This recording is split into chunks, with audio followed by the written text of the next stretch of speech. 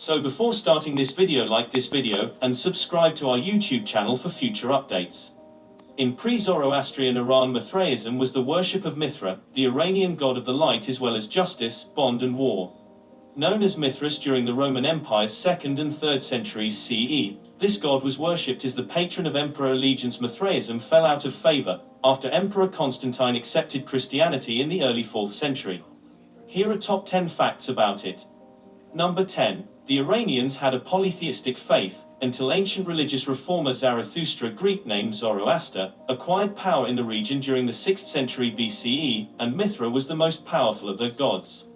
He was first and foremost the god of contracts and reciprocal obligations.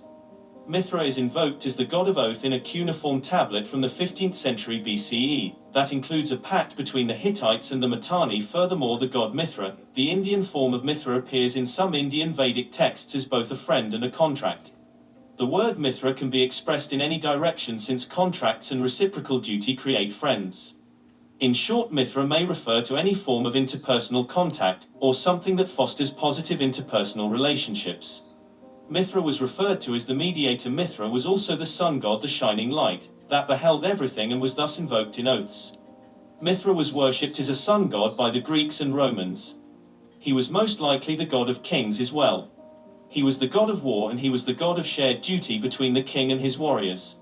He was also the god of justice, which the king guaranteed. Mithra was revered if fairness and contract were practiced. Number 9. The bull sacrifice was the most important Mithraic ritual. Whether or not this ceremony was pre-Zoroastrian remains a point of contention. The sacrifice of the bull was condemned by Zarathustra, but it's possible that the ritual was part of ancient Iranian paganism. Mithra reluctantly participates in the sacrifice of a god named Soma, who frequently appears in the shape of a white bull or the moon according to an Indian text. Mithra reluctantly sacrifices the white bull on the Roman monuments, who is then transformed into the moon. This detailed parallel appears to demonstrate that the sacrifice was pre-Zoroastrian. Treaties was sanctioned by a common meal in ancient times, so contract and sacrifice are linked. Number 8. The Persian kings of the Achaemenid dynasty, beginning with Darius the Great, 522 to 486 BCE, were Zoroastrians. However, Darius and his successors had no intention of causing political strife, by attempting to eradicate the old beliefs that many nobles still held dear. As a result, elements of old polytheistic worship gradually infiltrated Zarathustra's religion. The Yasht hymns were written in honor of the ancient gods. Mithra is depicted as the all-observing god of heavenly light, the guardian of oaths, the protector of the righteous in this world and the next, and above all as the archfoe of the powers of evil and darkness. Hence, the god of battles and victorian, a Yasht dedicated to him. Number 7. However, in the later Achaemenid period's mixed religion, the Zoroastrian aspects clearly outnumber the heathen aspects. The bull sacrifice, which every Zoroastrian despises, is never mentioned. When Alexander the Great conquered the Persian Empire around 330 BCE, the old social structure appears to have completely collapsed, and there is no longer any mention of Mithra worship in Persia. Number 6. Local aristocrats in the old Persian Empire's western provinces maintained their loyalty to Mithra. He was also worshipped by the kings and nobles of the frontier area between the Greco-Roman and Iranian worlds. Tiridates of Armenia conducted a Mithraic ritual, when he recognized Nero as his supreme lord, showing that the god of contract and peace created friendly ties between the Armenians and the mighty Romans. Mithra was revered by the kings of Commagene, southeast Turkey. Mithridates VI of Pontus may have been a Mithraic worshipper, and his Cilician pirate allies are known to have done Mithraic rituals, 67 BCE. The religion of Mithra, on the other hand, never gained popularity in Greece, and the Greeks never forgot that Mithra was the deity of their Persian adversaries. Number 5. There is no mention of the Persian god in the Roman world until the beginning of the 2nd century, but there are hundreds of dedicatory inscriptions to Mithra from the year 136 CE onward. This resurgence in interest is difficult to understand. The most likely scenario is that Roman Mithraism was basically a brand new religion, created by a religious genius who lived as late as 100 CE, and who brought the ancient Persian rituals a new Platonic understanding, allowing Mithraism to be accepted by the Roman world. Number 4. Mithraism in Rome, like Mithraism in Iran, was a religion of kingly devotion.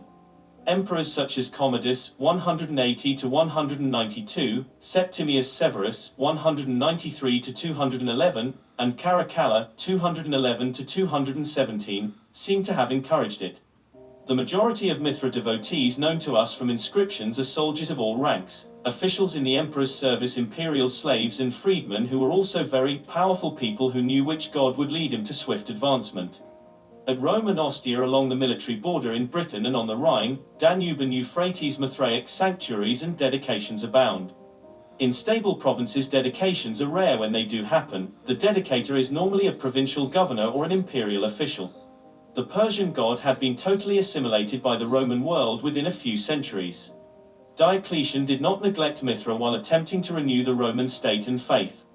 Diocletian and his colleagues dedicated an altar to Mithra as the patron of their kingdom in 307 CE, in a dedication from Carnuntum on the Danube near Vienna Fortori Imperii Sui.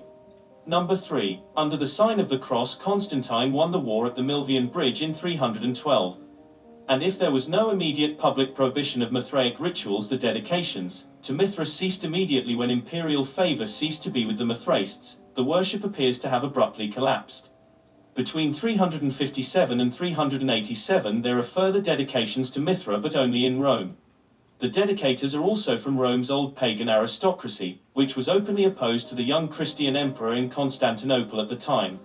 However, Mithra is only one of several typical pagan gods mentioned in these inscriptions. Long before the Mithraic mysteries had died away. When the Roman army was defeated, pagan worship was outlawed completely. Number 2. A collection of chants or hails to the various grades within the cult can be heard in London Mithraeum. These Latin words were carved into the wall of a Mithraeum underneath the church of Santa Prisca in Rome by graffiti. A mosaic pavement in the central nave of an Italian Mithraeum was divided into 7 grades, each with its own symbols and related planets and gods, revealing more about this hierarchy. The temple was located on the eastern banks of the Walbrook River, in the grounds of a large house close to London's centre. Based on coin dates, we know it was constructed between AD 240 and 250. This is nearly 200 years after Londinium was created, so it is a late date in Roman London's history. Before being repurposed, it served as a Mithraeum for 80 years. We don't know who constructed it, but an inscription on one of the temple's most important statues, the Tauroctony, or bull slaying scene, claims that an army veteran named Ulpius Silvanus fulfilled his promise, perhaps by constructing the London temple. Number 1. Mithras is portrayed as a rock-born hero. He is depicted as a young man rising from a rock holding a knife in one hand and a torch in the other. He's naked and wearing a Phrygian hat while standing with his legs together. There are, however, exceptions. He is often shown as a boy emerging from the rock, holding a globe in one hand. Other times a thunderbolt is visible. Flames can also be seen shot from the rock and Mithras' cap in some depictions. One statue's base was perforated so that it could be used as a fountain, and another's base features the water god's mask. Mithras can also wield other weapons such as bows and arrows, and animals such as dogs, serpents, dolphins, eagles, other birds, lions, crocodiles, lobsters and snails may be present. A bearded man known as Oceanus, the sea god, appears on some reliefs, while the gods of the 4 winds appear on others.